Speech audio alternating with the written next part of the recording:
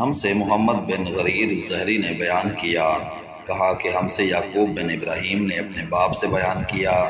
ان سے صالح بن کیسان نے، ان سے ابن شہاب نے،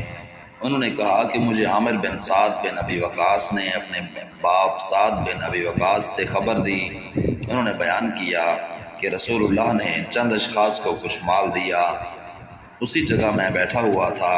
انہوں نے کہا کہ رسول اللہ صلی اللہ علیہ وسلم نے ان کے ساتھ ہی بیٹھے ہوئے شخص کو چھوڑ دیا اور انہیں کچھ نہیں دیا، حالانکہ ان لوگوں میں وہی مجھے زیادہ پسند تھا۔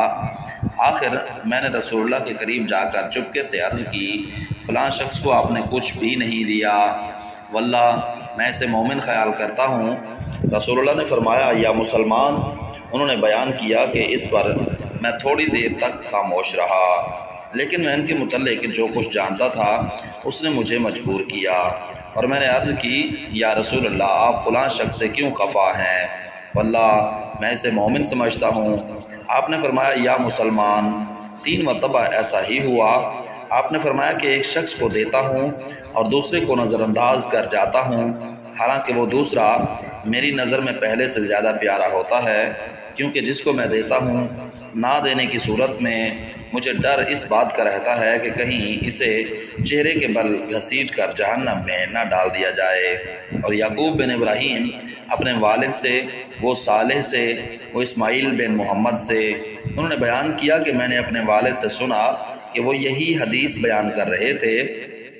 انہوں نے کہا کہ پھر حضرت نے اپنا ہاتھ میری گردن اور موڈے کے بیچ میں مارا اور فرمایا، سعد ادھر سنو، میں ایک شخص کو دیتا ہوں۔ آخر حدیث تک ابو عبداللہ امام بخاری رحمۃ اللہ علیہ نے کہا کہ قرآن مجید میں لفظ کبکبو اوندا لٹا دینے کے معنی میں ہے،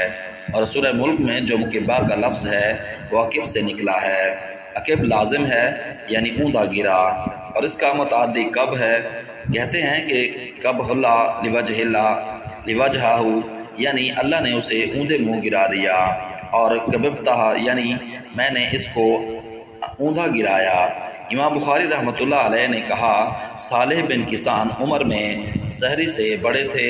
وہ عبداللہ بن عمر رضی اللہ عنہما سے ملے ہیں۔ صحیح بخاری حدیث نمبر 1478۔ ہم سے اسماعیل بن عبداللہ نے بیان کیا، کہا کہ مجھ سے امام مالک رحمہ اللہ نے ابو الزناد سے بیان کیا، ان سے آرج نے، اور ان سے ابو ہریرہ رضی اللہ عنہ نے، کہ رسول اللہ صلی اللہ علیہ وسلم نے فرمایا، مسکین وہ نہیں ہے جو لوگوں کا چکر کاٹتا پھرتا ہے تاکہ اسے ایک لقمہ یا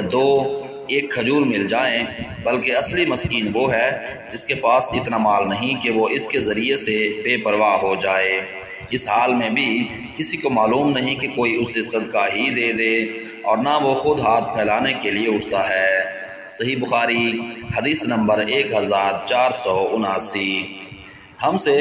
عمر بن حفص بن غیاث نے بیان کیا، کہا کہ مجھ سے میرے باپ نے بیان کیا، کہا کہ ہم سے آمش نے بیان کیا، کہا کہ ہم سے ابو صالح ذکوان نے بیان کیا، اور ان سے ابو ہریرہ رضی اللہ عنہ نے، کہ رسول اللہ صلی اللہ علیہ وسلم نے فرمایا، اگر تم میں سے کوئی شخص اپنی رسی لے کر، میرا خیال ہے کہ آپ نے یوں فرمایا، پہاڑوں میں چلا جائے، پھر لکڑیاں جمع کر کے انہیں فروخت کرے، اس سے کھائے بھی اور صدقہ بھی کرے، یہ اس کے لیے اس سے بہتر ہے کہ لوگوں کے سامنے ہاتھ پھیلائے۔ صحیح بخاری حدیث نمبر 1480۔ ہم سے سہل بن بکار نے بیان کیا، کہا کہ ہم سے وحیب بن خالد نے، ان سے عمر بن یحییٰ نے، ان سے عباس بن سہل سعدی نے، ان سے ابو حمید سعدی رضی اللہ عنہ نے بیان کیا کہ ہم غزوہ تبوک کے لیے نبی کریم صلی اللہ علیہ وسلم کے ساتھ جا رہے تھے۔ جب آپ وادی قرا مدینہ منورہ اور شام کے درمیان ایک قدیم آبادی سے گزرے تو ہماری نظر ایک عورت پر پڑی جو اپنے باغ میں کھڑی ہے۔ رسول اللہ نے صحابہ رضوان اللہ علیہم اجمعین سے فرمایا کہ اس کے پھلوں کا اندازہ لگاؤ کہ اس میں کتنی کھجور نکلے گی۔ حضور اکرم نے 10 وسق کا اندازہ لگایا، پھر اس عورت سے فرمایا کہ یاد رکھنا اس میں سے جتنی کھجور نکلے۔ جب ہم تبوک پہنچے تو آپ نے فرمایا کہ آج رات بڑے زور کی آندھی چلے گی، اس لیے کوئی شخص کھڑا نہ رہے۔ اور جس کے پاس اونٹ ہوں تو وہ اسے باندھ دیں۔ چنانچہ ہم نے اونٹ باندھ لیے اور آندھی بڑے زور کی آئی۔ ایک شخص کھڑا ہوا تھا تو ہوا نے اسے جبل طے پر جا پھینکا، اور ایلا کے حاکم یوحنا بن روبہ نے نبی کریم کو سفید خچر اور ایک چادر کا تحفہ بھیجا۔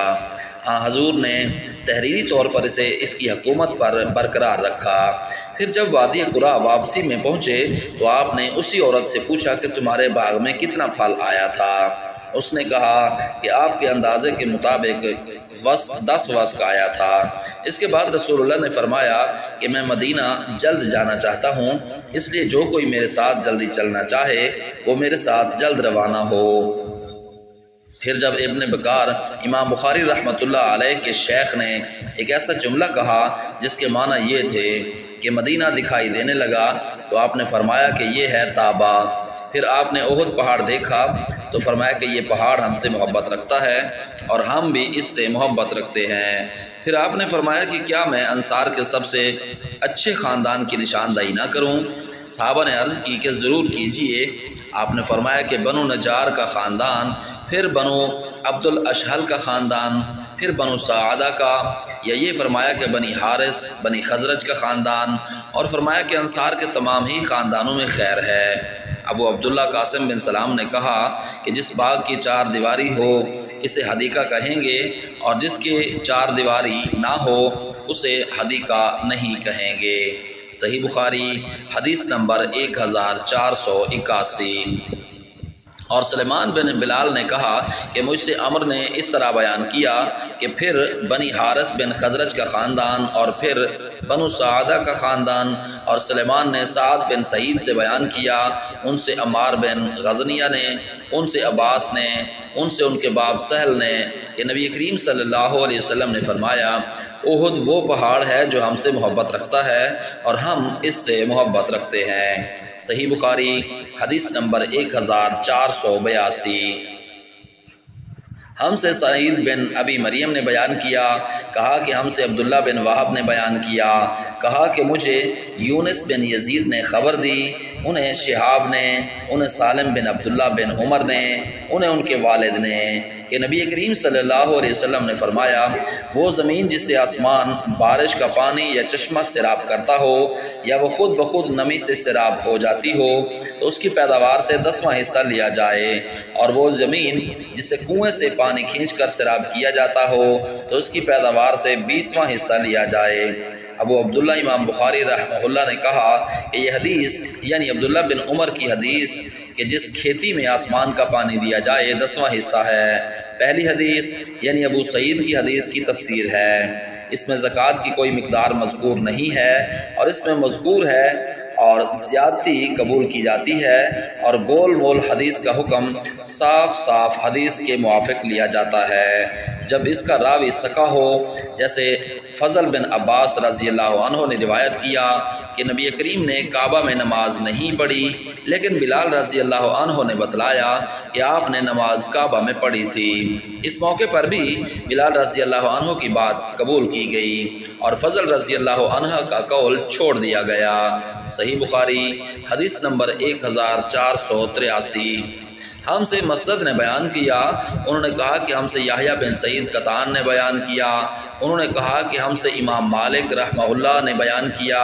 انہوں نے کہا کہ مجھ سے محمد بن عبداللہ بن عبد الرحمن بن ابی صعصعہ نے بیان کیا،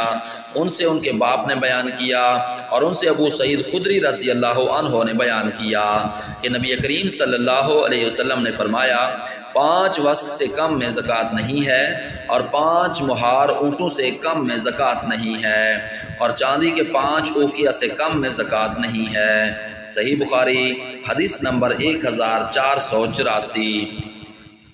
ہم سے عمر بن محمد بن حسن اسدی نے بیان کیا، انہوں نے کہا کہ ہم سے میرے باپ نے بیان کیا، انہوں نے کہا کہ ہم سے ابراہیم بن طہمان نے بیان کیا، ان سے محمد بن زیاد نے بیان کیا، اور ان سے ابو ہریرہ رضی اللہ عنہ نے بیان کیا کہ رسول اللہ صلی اللہ علیہ وسلم کے پاس توڑنے کے وقت زکوٰۃ کی کھجور لائی جاتی، ہر شخص اپنی زکوٰۃ لاتا اور نوبت یہاں تک پہنچتی کہ کھجور کا ایک ڈھیر لگ جاتا، ایک مرتبہ حسن اور حسین رضی اللہ عنہما ایسی ہی کھجوروں سے کھیل رہے تھے کہ ایک نے ایک کھجور اٹھا کر اپنے منہ میں رکھ لی۔ رسول اللہ نے جو ہی دیکھا تو ان کے منہ سے وہ کھجور نکال لی اور فرمایا کہ کیا تمہیں معلوم نہیں کہ محمد صلی اللہ علیہ وسلم کی اولاد زکوٰۃ کا مال نہیں کھا سکتی؟ صحیح بخاری حدیث نمبر 1485۔